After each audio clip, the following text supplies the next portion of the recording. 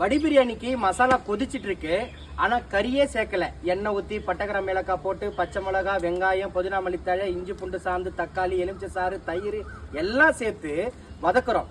வதக்கி அளவு தண்ணி 1 கிலோவுக்கு 600 ml, 25 கிலோ மசாலா, 15 லிட்டர் தண்ணி ஊத்திருக்கேன். இங்க பாருங்க அப்படியே கொதிச்சிட்டு இருக்கு. ஆனா கறியே சேர்க்கல.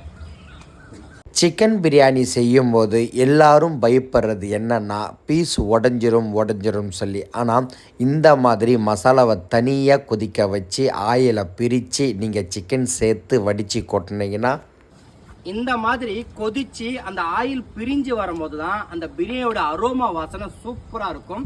அதுக்கப்புறம் கறி சேர்த்து அதிகமாக கொதிக்க விடாம பபுள்ஸா அந்த மசாலா ஊறுற மாதிரி அந்த நம்மளுக்கு வெந்துச்சுன்னா நல்ல ஜூசியான பிரியாணி, காரசாரமா கறி சாப்பிட சூப்பரா இருக்கும்.